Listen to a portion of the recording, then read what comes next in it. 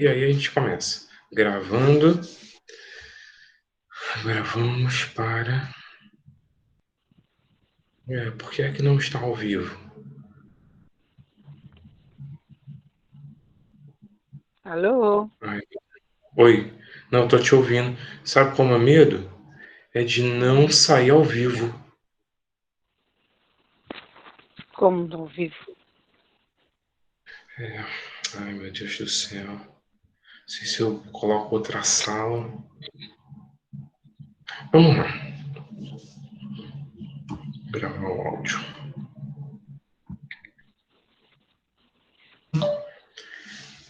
Então, boa tarde a todos e todas.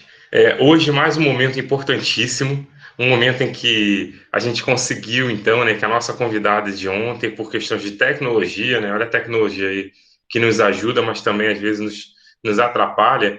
Hoje, então, a presença aí, mais do que querida, da professora Maria Armanda Alberto. Professora Maria Armanda Alberto, ela gentilmente cedeu o tempo dela, o horário, porque em Moçambique já é noite, então, até a imagem não está muito boa, porque está escuro, mas que ela está do outro lado conosco e vai poder conversar bastante com a gente a respeito da educação de adultos, alfabetização e educação de adultos. Então, deixa eu me apresentar, a professora Maria Armanda Alberto, deixa eu lhe explicar um pouco quem é o professor Luiz, o que vem sendo feito, e aí a gente começa a nossa conversa. Então, eu sou o professor Luiz Carlos Ferreira, sou um doutor em políticas públicas, sou pedagogo, mestre em educação, trabalho em uma universidade pública aqui no Ceará, uma universidade chamada Unilab, Universidade da Integração Internacional Luso-Afro-Brasileira. Essa universidade reúne países, alunos, estudantes, né, de alunos africanos e alunos brasileiros. Então, nós temos estudantes de Angola, Guiné-Bissau, São Tomé e Príncipe, Moçambique, então diversos países que congregam aí a CPLP, né, as comunidades então africanas de país de língua portuguesa.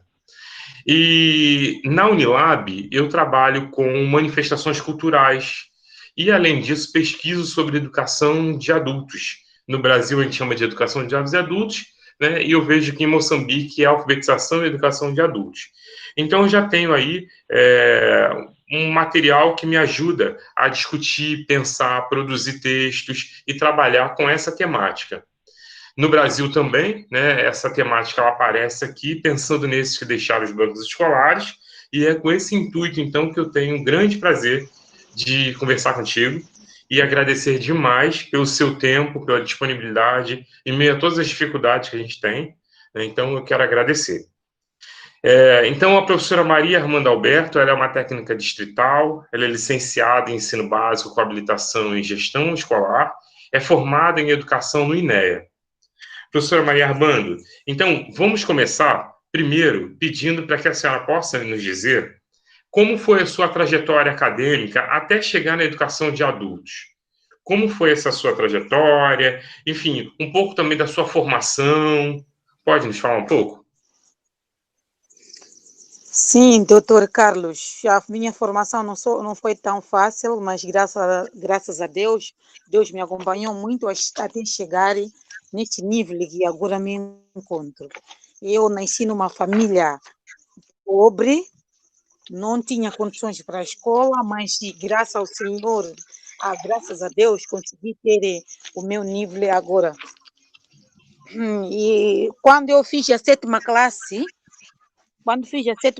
em Murassa, eu percorria 10 quilômetros de casa onde vivia para a escola. Percorria 10 quilômetros e de volta era 20 quilômetros a pé. Daí vieram uma equipa da direção distrital e procuraram saber se havia alguém que precisasse de formação rápida. E eu fui selecionada e fui para lá fazer o curso de INEA, de sétima mais 2, lá para 2000 a 2001. Depois desta formação, fui alocada cá em Xemba mesmo. Comecei a trabalhar com alfabetização de adulto desde 2003 até 2005. Ganhei bolsa para fazer ainda mais nível médio. de adulto, fiz o nível médio de 10+2, daí voltei para cá, trabalhei como diretora da escola, tive bolsa para fazer a minha licenciatura. Fiz dentro de 4 anos, voltei, comecei, agora já estou a trabalhar, me alocaram no serviço distrital, já estou a trabalhar no serviço distrital. Certo. Isso tudo, então, no distrito de Xemba. Sim. Professora Maria, então nos conta o seguinte: aqui no Brasil, nós não temos a figura do técnico distrital. Eu imagino que seja uma supervisora escolar, que é o que a gente chama aqui. Nos fala um pouco, então, sobre o trabalho da técnica distrital, o que faz essa técnica. E eu estou na área de técnica distrital no ensino primário, e eu respondo pelo ensino primário, da primeira até 7ª classe. Então, nós temos ido nas escolas, daí na supervisão, né? Baixa, lá nas escolas, nós apoiamos para quem precisa. Basta vermos que, afinal de contas, esta pessoa está com problema de aperfeiçoamento da área onde está a trabalhar, então nós apoiamos a eles, quer para material, quer para metodologia, e apoiamos no processo de ensino e aprendizagem, para ainda aperfeiçoar mais, né? Para termos bons resultados no processo de ensino e aprendizagem. Então o seu trabalho também é de acompanhar essas escolas na formação, Sim. na produção de material. São quantas escolas que a gente está falando, por exemplo, que a senhora acompanha no distrito de Xemba? Quantas escolas que vão até a 7ª classe e quantas são de educação de adultos, por exemplo, que a senhora lembra aí que tenha no distrito de Xemba? Aqui, educação de adultos, já que só para esse ensino primário temos 64. Para a educação de adulto, neste exato momento, temos 10 centros. Sim, 3 centros, que não necessariamente são escolas, não é isso? Ou a gente está falando só de escolas mais a Chamamos de igreja? centro. Como? Chamamos de centro. Então, suponhamos aqui na Vila Sede, podemos chamar centro da alfabetização da zona da Vila Sede. Picotou. Então, esse centro pode funcionar na escola, na igreja, dependendo. Certo, entendi. E nas escolas, né? Ou nas escolas ou nos centros, acontece, por exemplo, na escola acontece todos no turno noturno? Todas são à noite? Não, não. Na escola acontece aquela hora das 14 até 17 horas. Largam. Então. E essas pessoas que estudam, a senhora consegue fazer um perfil delas, traçar um perfil delas? Quem são? São a partir de 15 anos para cima. Então, são quatro centros, né? 4 centros, então Não, com média de aqui quanto? são 10 centros. São 10 centros. Por enquanto são 10 centros. Porque cada vez mais está São a 10 centros. reduzir os centros. Sim. São São 10. 10 centros só em Xemba. E aí a senhora passa nesses 10 centros, mais as escolas regulares, é São isso? 10 centros. Então, lá nós passamos por centro para apoiar esses centros também. Em termos de material, em termos de moral, também costumamos apoiar. Mas existe o responsável pela alfabetização de adultos. Lá no serviço técnico de alfabetização de adultos existe. E eu trabalhei com a EA desde 2013 até 2003 até 2006. Trabalhei com a EA. Sim. Hoje o seu trabalho está mais restrito a educação escolar. Essa que vai até a 7ª classe, com alunos na idade regular. Sim, sim, mas nunca me deixam de passar por lá, porque eu sou formada nesta área.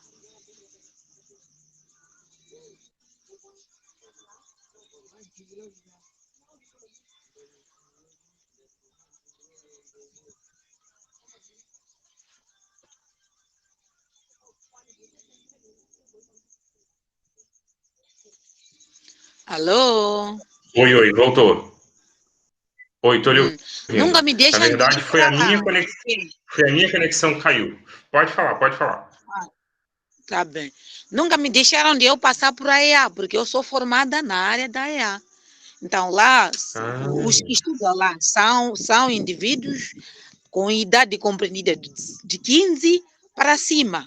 Esses indivíduos, por que devem ir lá na EA estudar? Muitas das vezes é por fatores culturais. Primeira coisa, outros, época de HIV, os pais morreram cedo, não tinham condições para entrarem na escola enquanto era criança. Este é um dos pontos. Outro dos pontos é fator de, por exemplo, aqui no nosso lado, aqui na nossa zona, a criança menina, a criança que é a menina, algumas vezes cresce enquanto já tem marido dela.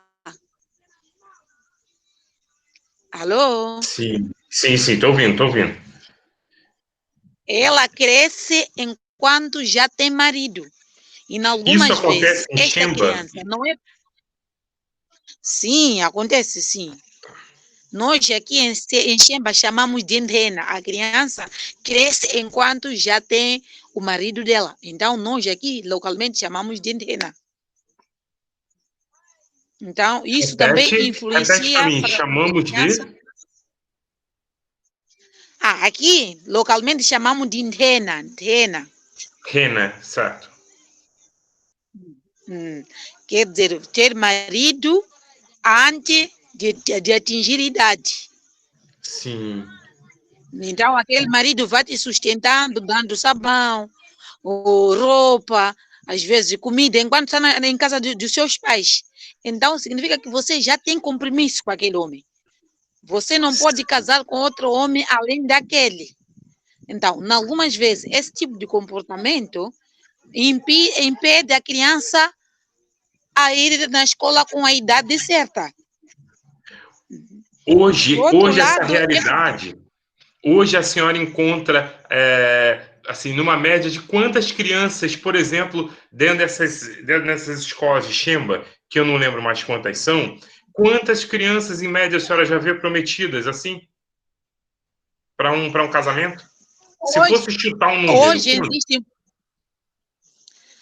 Hoje existem muitas crianças. Só por causa de leis que agora o governo introduziu, as pessoas fingem do tipo que já deixaram do hábito, mas no fundo não se deixou o hábito. Ainda existe este hábito. Eles mandam penhorar a criança e começam a acompanhar esta criança há muito tempo, porque o marido pode vir dar ordem, não quero ver minha esposa ir para a escola. Então, os pais já têm compromisso com aquele homem, torna difícil deixar a criança ir na escola.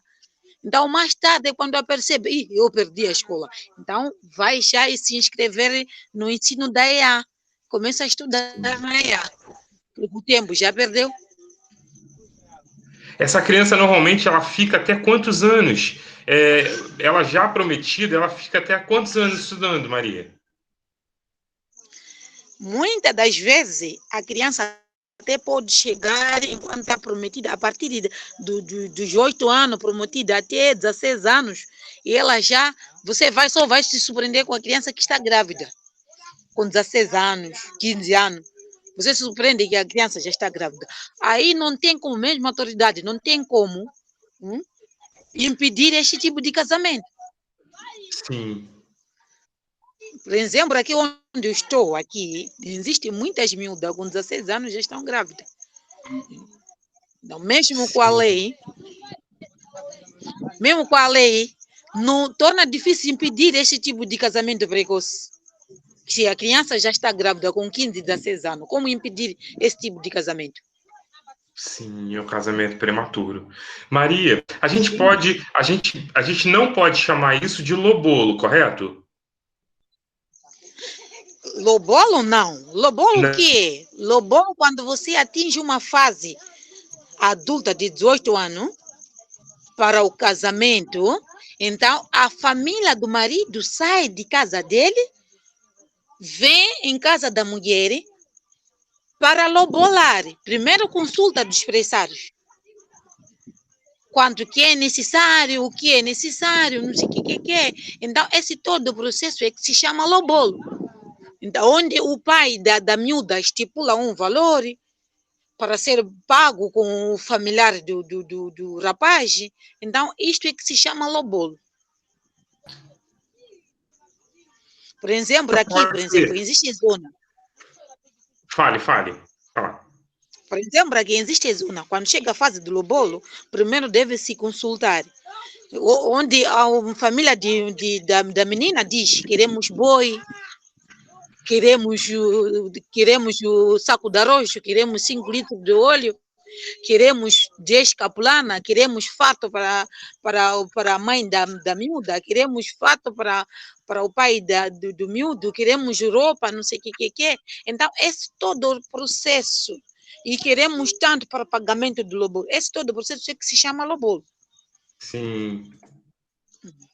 Então, mas a prática do lobolo a gente já fala já com 18 anos em diante. Talvez essa também pode ser a explicação para que essas mulheres estudem na AEA, por exemplo?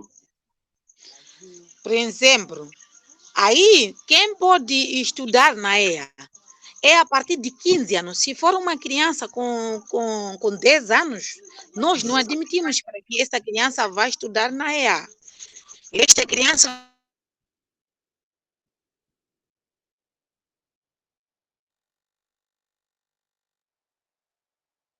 Oi. vai estudar no ensino normal, a sua fase normal de escolarização no ensino primário. Então, este que perdeu a sua fase normal de escolarização, então este passa para a EA. Por exemplo, o menino Certo. ou a menina tem 15 anos, não pode ir se inscrever na primeira classe. Então, este menino ou esta menina vai diretamente para a EA, primeiro ano, se inscrever. Então, há meninos que os pais não tiveram dinheiro para estudar, não sei o que, mais tarde vê alguém, preciso viver com este miúdo aí para pastagem de gado. Então, este miúdo tal, suponhamos que o miúdo tem 16 anos. Este miúdo já não pode ir para a escola normal, da primeira a sétima. Este miúdo tem de ir se inscrever na EA. Primeiro ano, segundo ano, terceiro ano. Então, quando chega ao terceiro ano, já passa para a sexta classe.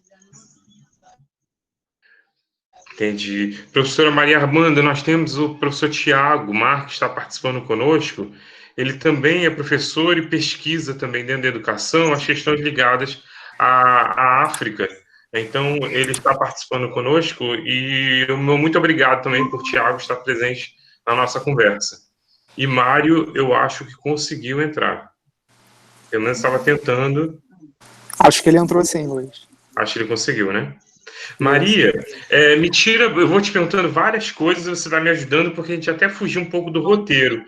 Mas como essa questão das práticas culturais, elas muito me interessam, a gente então falou do casamento prematuro, né? Claro, que tira essas crianças da sala de aula. A gente falou do lobolo, então, né? Que então, tá ligado a essa prática mesmo em que a família recompensa a outra, né?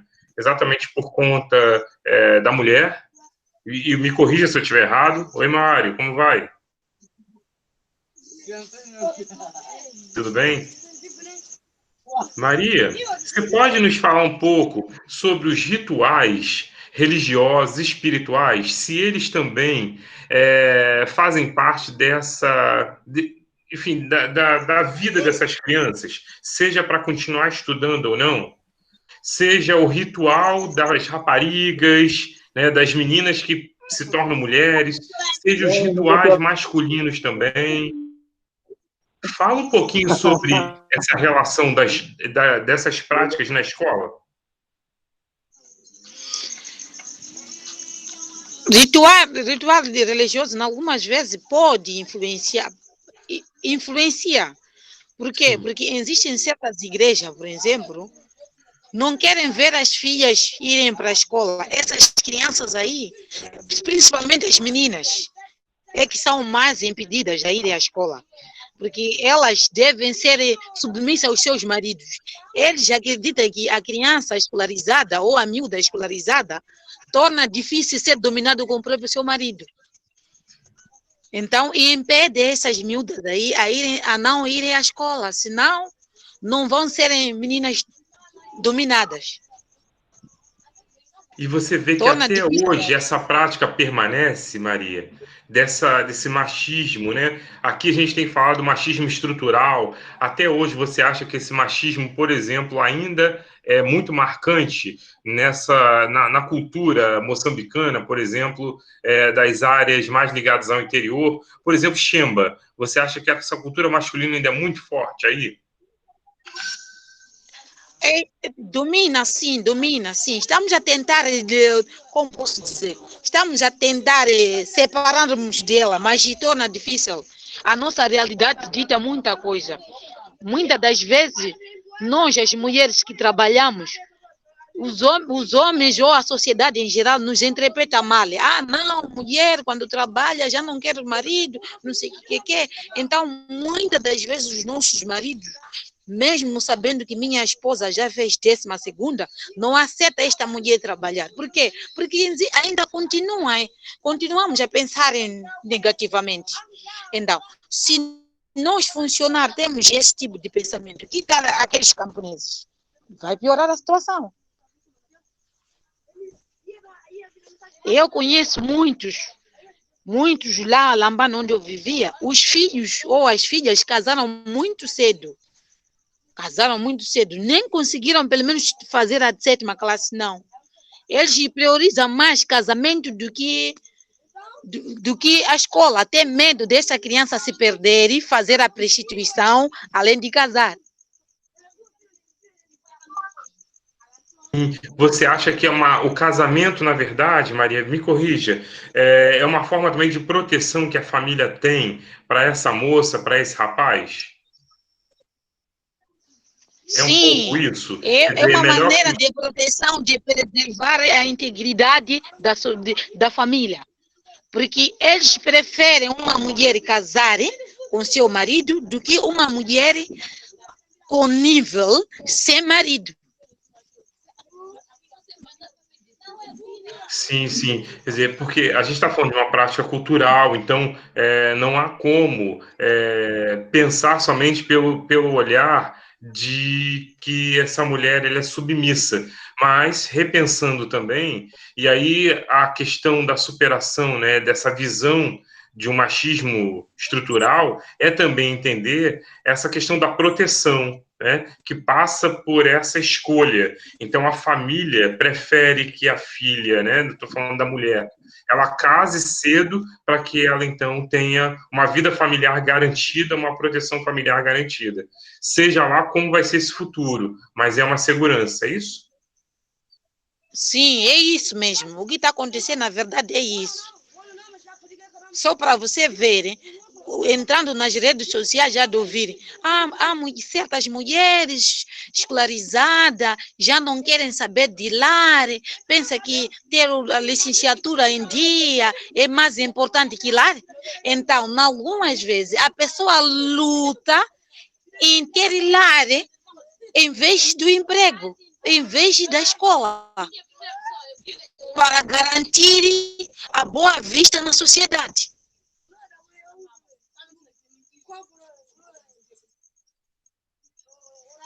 É isso, entendo. Socialmente é uma relação outra que a cultura determina. Agora, ontem nós falávamos com o professor Mário a respeito da participação dos régulos. E aí eu também vou voltar para ti perguntando sobre a relação do régulo, né, como líder comunitário, religioso. Qual a influência dele, então, na manutenção dessas crianças, dessas famílias nas escolas, Maria?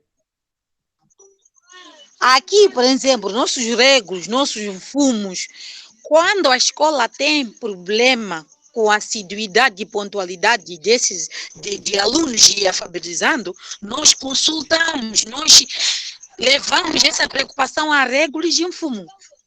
Por sua vez, Regulus, Infumo, professor e presidente da escola saem da escola para a comunidade, para sensibilizar esses alunos ou esses alfabetizando, de modo a participarem no processo de ensino e aprendizagem. Sim, entendi. Entendi. Agora, Vão você mesmo fala... nas zonas, casa por casa. Como? Esses Regulus, fumos, vão zona por zona, porque o professor ou o diretor da escola, ele faz uma lista dos alunos ou dos educandos que faltam nas escolas. Então, leva essa lista e entrega-se ao Regulo ou a um fumo. Por sua vez, um fumo vai falar com o seu povo, por causa na conta para sensibilizar, de modo a não faltarem nas aulas.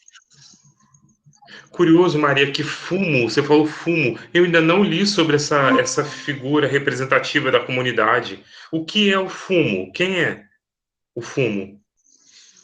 O Regulo é o máximo. Este Regulo aí tem tido Sapanda, também tem tido um fumo. Ele não governa sozinho o tal Regulo. Do FUM, é isso? Do FUM. Fumo. Tem fumo, tem Sapanda, tem Regulo. Peraí, tem fumo, tem o Sapan. Sapanda e Regulo. Depois eu vou te pedir por escrito, você bota só essas palavras para saber como eu escrevo, porque a princípio só tem aparecido para mim na literatura o régulo. E aí, como eu sei que o régulo também é responsável por contratação, então agora você está colocando na hierarquia dessa estrutura do régulo quem tem ainda abaixo dele, que a princípio eu desconhecia. Para mim, era o régulo que tratava diretamente. Agora, Maria, em cima ainda disso, você fala. Pois não. O Regulo é o superior. Depois de Regulo vem Sapanda. Depois de Sapanda vem fumo.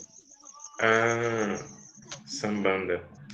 E outra coisa, essa estrutura toda, ela aparece, por exemplo, em quantas pessoas? Porque quando a gente falava, quando iniciamos a nossa fala, você usou régulos no plural. E, por exemplo, Xemba, eu não tenho noção da região, né, da densidade geográfica, da região em si, né, da população, quantidade, mas a gente fala de quantos régulos e o Sambanda e o fumo estão mais localizados nas micro-regiões, é isso? E o régulo pega uma região maior, por ele ser o grande...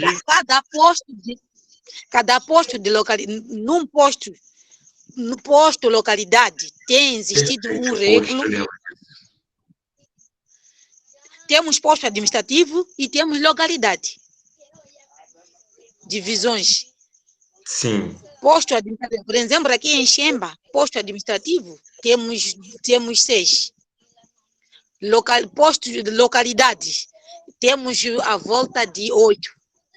Então, em cada posto, existe lá o régulo, existe lá a Sapanda e existe lá o fumo. Certo. E pelo seu conhecimento, esse régulo, ele ainda é aquele que está naquela linhagem familiar, sanguínea, cuja relação espiritual ainda está presente, ou ele é um membro do Estado, ou é do governo? Até hoje funciona na base de familiaridade. Até hoje, né? Mas ele representa o governo em vários momentos, não representa? Representa governo, tudo bem, mas familiaridade não morre. Se morrer o régulo, este atual, a quem vai seguir tem de ser familiar dele. Perfeito. A impressão que eu tinha, Maria, é que essa relação já começasse a mudar e a gente visse a presença do régulo mais ligada ao Estado do que a sua própria linhagem. Então, não, ele continua ainda sendo um membro familiar que recebeu de herança toda a força espiritual da família. Sim, continua, sim, continua. E nesses rituais, a gente falou dos rituais, perdão, a gente falou das práticas culturais e suas influências na família. Quais são as práticas culturais que esses régulos também desenvolvem, Maria? Isso Suponhamos que em termos de espiritualidade, em termos de ancestralidade, o que ele faz aí em prol da sua comunidade local? Suponhamos que a comunidade já está a fazer meses ou anos sem acontecer chuva, por exemplo. Então, este é responsável por fazer sempre.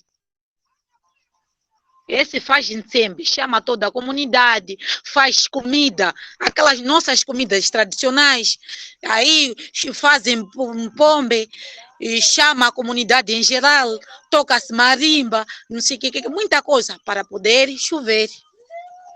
Então, suponhamos que estamos há anos sem comer peixe, mas temos lagoa que lá existe peixe. Então, nós queremos para termos peixe. Então, vão para lá, chama-se a menina mais velha daí da casa, vão para lá, lá na lagoa. Então, fazem sempre de modo as pessoas a pegarem peixe naquela lagoa para não serem feridos.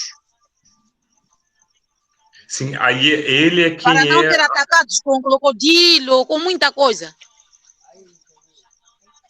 E ele é quem é quem ensina, é isso? Ele é que é responsável por prática dessas coisas, para as coisas andarem bem, ele que é responsável. Mas também ele é um conselheiro. Se a família não estiver bem... Ele é conselheiro, ele também julga alguns problemas que podem existir dentro da sociedade dele, dentro da comunidade dele. Antes de chegar no tribunal, ele é que julga. Ele que julga, porque ele também pode ser um braço do Estado para influenciar nessa relação, por exemplo, um conflito familiar, em que o régulo é chamado para intervir. Ele também pode ser aquele que vai falar para o Estado a relação que ele verifica nessa casa, por exemplo, nessa família? Até aqui temos tribunal do bairro. Até aqui temos tribunal do bairro. Então, este tribunal do bairro, quem está lá é o régulo Fumo Sapanda. Então, as coisas, quando não termina bem lá no tribunal do bairro, é quando já é encaminhado para o tribunal mesmo, o tribunal do governo. Ah, sim. Entendi. Aí ele é quem faz aí, que dá o veredito e encaminha para o governo, para a justiça, né, digamos assim, para aquela que é legal, né? Sim. Agora, Maria, isso entra na escola? Essa questão que a gente está falando aí, da imposição e da influência do régulo, da cultura, seja para colheita, seja para fazer chover, seja para trabalhar na lavoura, esse conhecimento entra em algum momento na escola? Isso está ligado, por exemplo, quando você vai visitar as escolas, você vê professores trabalhando com esses conhecimentos? Esses conhecimentos, trabalhando com esses conhecimentos, quando que um professor pode trabalhar com esses conhecimentos? Suponhamos que é o momento de ir pegar peixe na lagoa. E essas crianças estão para fazer até a avaliação, por exemplo. Então, o diretor da escola sai da escola, vai avisar o Sapanda que este período as crianças não podem ir à lagoa porque temos atividade na escola.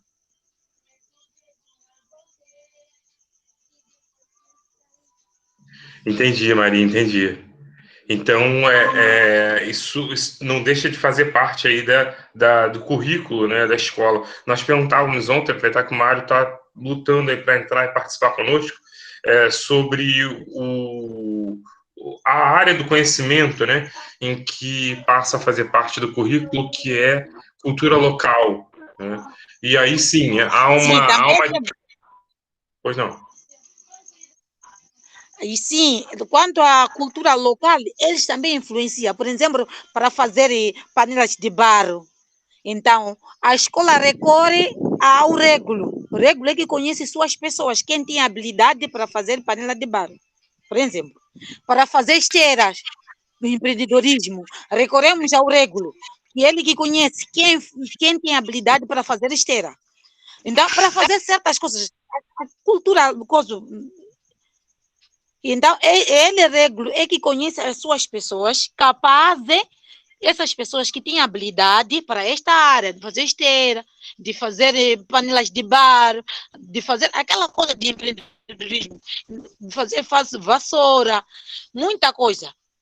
Então, ele é que indica as suas pessoas para ir ajudar a escola.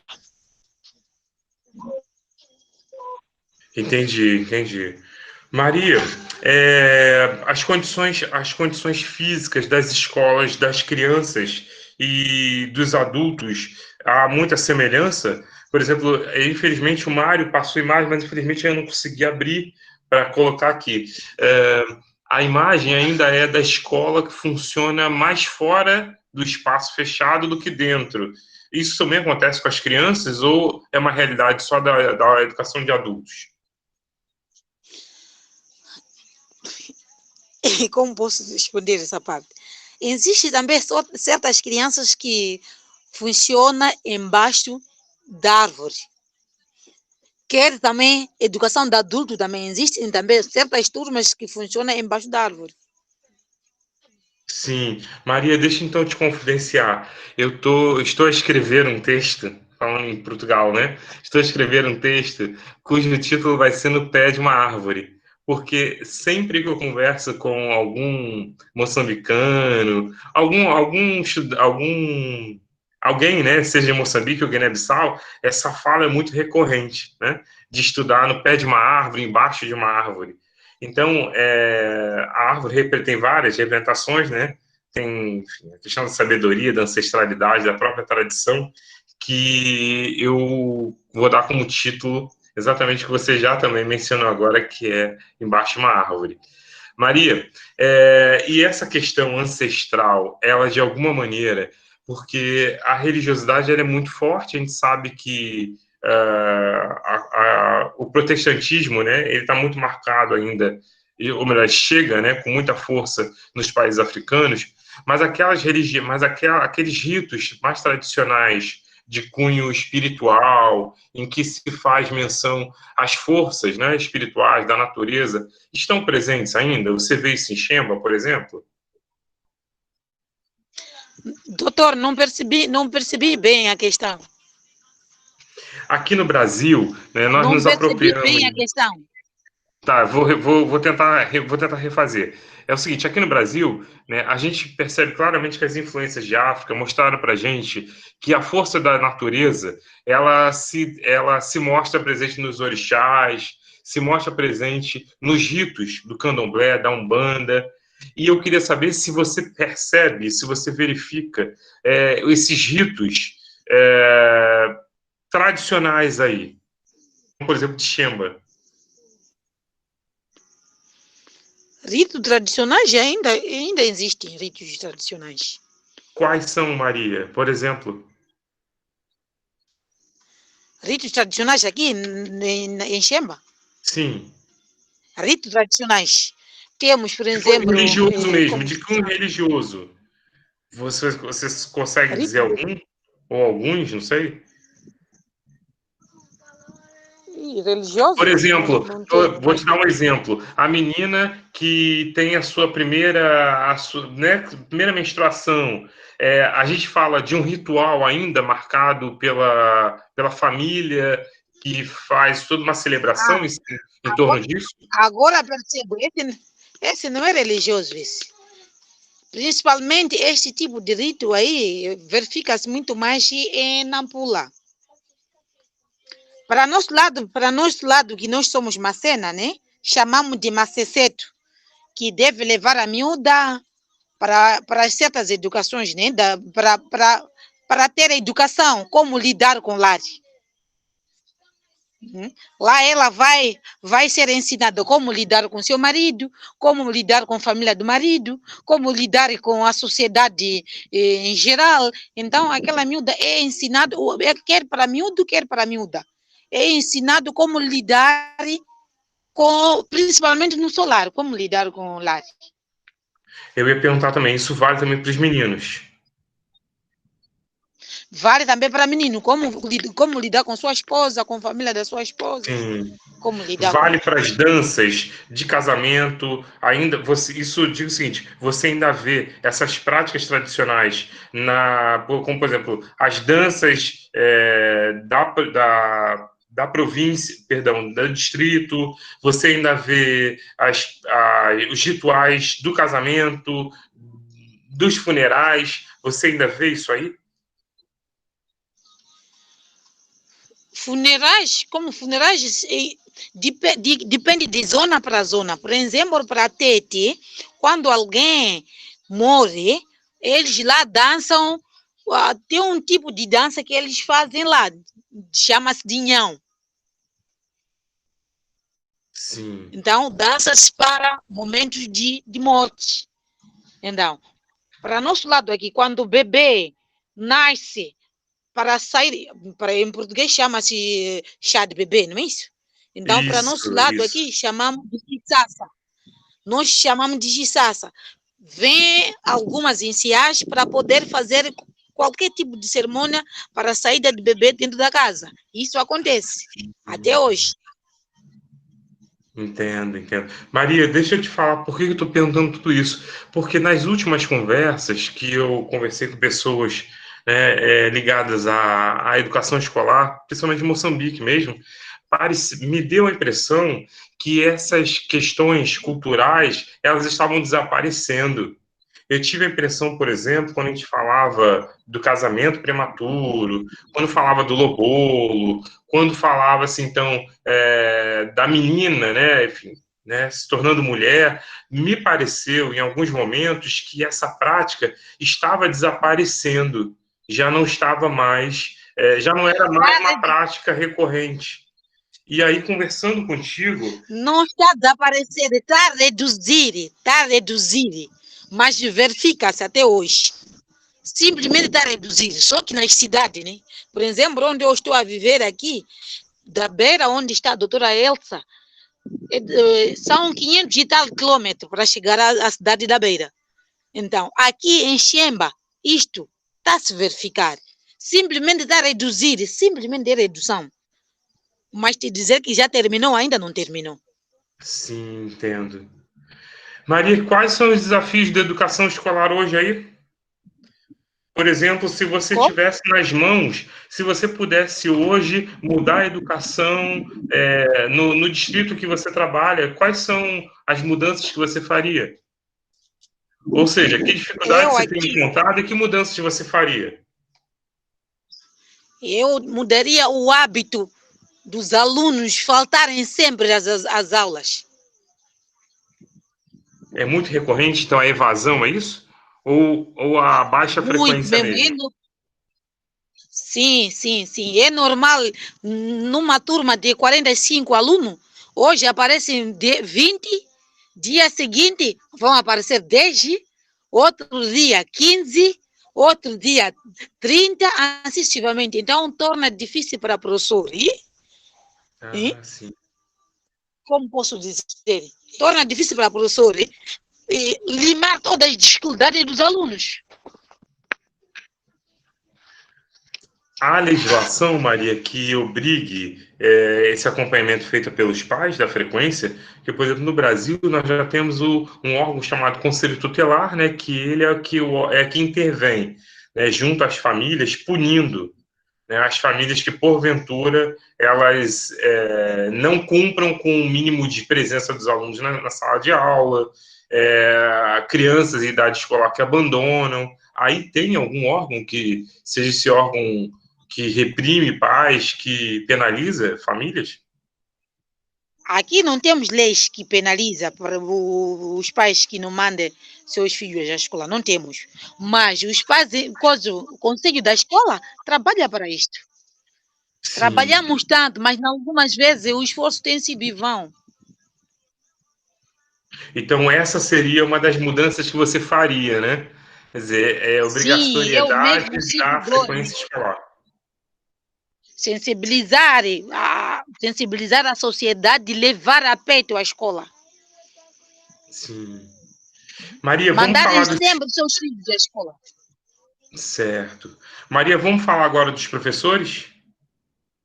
Você Sim. consegue, você consegue traçar um perfil dos professores da escola das crianças e o perfil dos professores da escola de adultos? O perfil, eu vejo que o perfil não muda tanto, não tem muita diferença. A diferença é de dizer que você vai onde está adulto, trabalha com adulto. Você tem que saber se posicionar. Porque trabalhar com adulto não é nada fácil, porque eles já sabem o que querem. Você não vai repreender adulto com xambô, não vai repreender adulto com aquela coisa de beirar com ele. Não. Porque ele já sabe dizer o que ele quer na vida dele. Agora a criança já não. É normal. Você pressa. Mas adulto já não vai dizer, pressa. Torna difícil.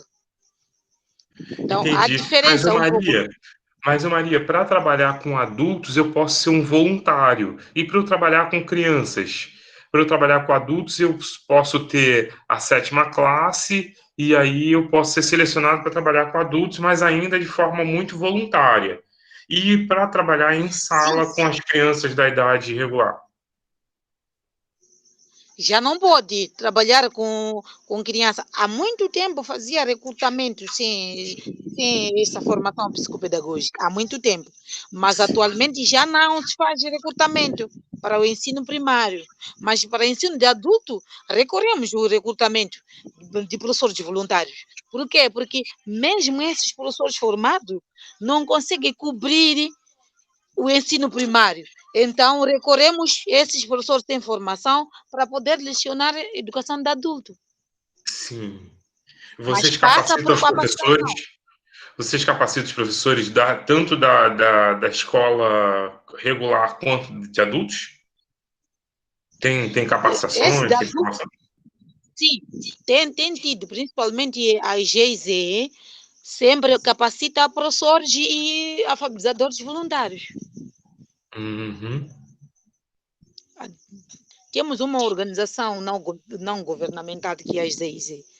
Tem vindo a capacitar professores e esses alfabetizadores também. Ah, sim.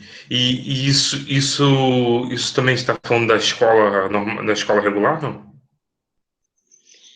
Regular e Quando eu digo não regular, eu regular. falo da escola da criança. A escola da criança também, sim? Sim ou não? Como? Não estou a perceber. Essa capacitação também é para crianças da escola, das crianças da escola? Eles capacitam o professor no seu lado e esses alfabetizadores também no seu lado. Não Ah, tá. junta, não, na mesma turma. Sim. Não junta, não. Então, alfabetizador no seu lado e também professores também no seu lado. Então, são capacitados. É normal em chamar para Gorongosa, para irem serem capacitados, eles solicitam os voluntários. Ah, tá. Solicita todos os voluntários que eles selecionam para irem serem capacitados. Então, também solicita os professores de exercício para serem capacitados. Sim, essa capacitação, Maria, a gente está falando de formas de trabalhar em sala de aula. A gente está falando de metodologias de ensino. Como lidar com adulto dentro. Sim, como lidar com adulto dentro da sala de aula. Certo. E com a criança também. No caso, Como usar material didático. que para os adultos, de material didático, a gente tem o apoio do livro. Não é isso? Tem um livro Não, produzido. o material didático não é só. Como? Material didático como essencial é livro, mas temos aquele outro material aí. Por exemplo, tem muita coisa, ábaco, não sei o que. Sim. Tiago, quer fazer uma pergunta, Tiago?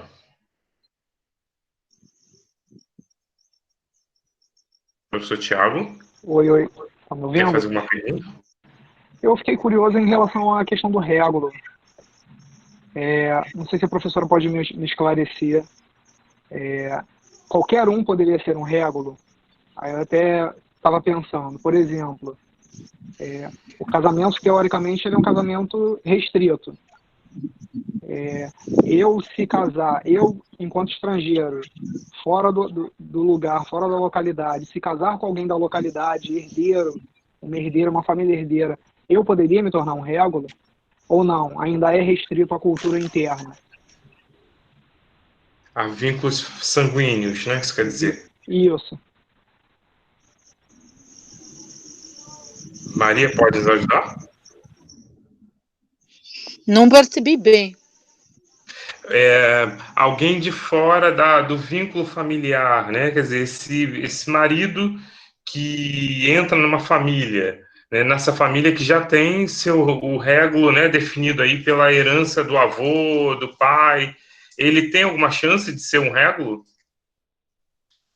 O marido? Suponhamos que é um marido. Sim. Chance de ser régulo, não. Esse só pode ter chance de ser um fumo, régulo não. Lego deve ser a linhagem. A minha pergunta ia ser depois em cima do sambanda e do fumo. Já sambanda e fumo, sim. Porque fumo sim, pode. Mas régulo não pode. Tem de ser linhagem. Sim. Ótimo. Maria, eu acho que a gente já tem aí bastante coisa a ter conversado. Eu fico muito impressionado, né, com tamanha riqueza que tem essa cultura, né? Então, tudo que você fala para a gente tem uma grande importância, porque a gente não convive, né, com a cultura moçambicana, principalmente, né, pensando aí nas várias regiões. Então, a gente sabe que cada comunidade, né, cada cultura local, ela se diferencia. Então, quando você traz aí essas contribuições para a gente, é muito rico, né, depois de poder ouvir e trabalhar em cima do que você disse, em cima do que Mário também, né, ontem. E eu acho que também pelo adiantar da hora, né, da tarde para você aí, né, no seu país, eu só tenho mesmo a agradecer. Né? Aí no seu país já são... Já são 20 e 34. 20 e 30, pois é, 8h30 já da noite. Maria, então, muito obrigado. Quero agradecer demais pela tua disponibilidade, pelo seu sorriso, em querer estar aí conosco até agora, né, da noite à tarde, e com todas as dificuldades que a tecnologia nos impôs, deu certo. Então, meu muito obrigado. A gente não encerra aqui, né? Na verdade, ainda vou continuar te perturbando muito, querendo saber muitas coisas, e fique à vontade também para perguntar, querer saber do nosso país, e já de antemão eu reitero aí meus agradecimentos. Você quer falar alguma coisa para a gente? Muito obrigada pela experiência que eu tive em falar convosco. Agradeço também à doutora Elsa por me dar o crédito para poder falar, mas ontem mesmo havia problemas sérios de rede. Peço desculpa por transtorno causado por mim. Tanto me esperaram ontem, mas não consegui estar convosco. Agradeço imenso. Continuem a ser essas pessoas doces. Eu que agradeço a minha professora Elza, assim, na verdade foi ela quem me indicou, né, para poder conversar contigo, e desde quando a gente conversava em áudio, você já mostrava toda a sua disponibilidade em querer nos ajudar. Então, muito obrigado, Maria, fique em paz, boa noite para você, para todos os seus aí, tá bom? Muita saúde, e que Deus consiga guardar todos vocês, tá bom? Obrigada, Maria. Passe bem. Tá? Até a próxima. Obrigada.